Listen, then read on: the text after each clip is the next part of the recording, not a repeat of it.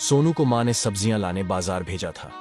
घर लौटकर उसने किचन में थैला रखा और माँ को आवाज देने लगा।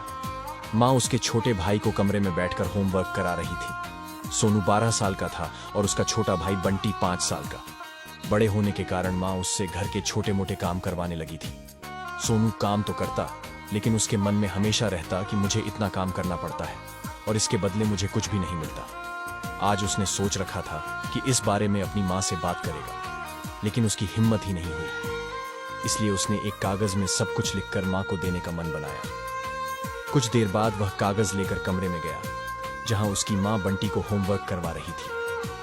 उसने चुपचाप कागज माँ के सामने बढ़ा दिया और माँ के कागज लेते ही कमरे से बाहर आ गया।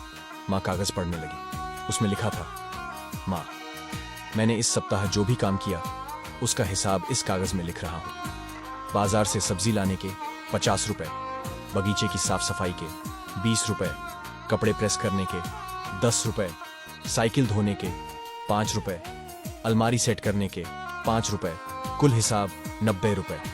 माँ, मुझे इन कामों के जो भी पैसे बने हैं वो पॉकेट मनी के रूप में चाहिए। आखिर कोई भी काम मुफ्त में नहीं किया जाता। आपका बेटा सोनू। माँ बेटे का मैसेज पढ़कर मुस्कुराई, फिर एक कागज पर कुछ लिखने लगी। कुछ देर बाद वो आंगन में गई, जहां झूले पर सोनू बैठा हुआ था। माँ ने कागज उसके आगे बढ़ा दिया। सोनू ने कागज लिया और पढ़ने लगा। कागज में लिखा था, बेटा, तुमने अपना हिसाब दिया, अब मेरी बारी है। ये मेरा हिसाब। 9 महीने मैंने तुम्हें अपनी कोख में रखा, उसकी कीमत कुछ नहीं। तुम भूखे होते थे, तब तुम्हें अपना दूध पिलाने की कीमत कुछ नहीं। तुम छोटे थे, तब तुम्हारा ख्याल रखने की कीमत कुछ नहीं।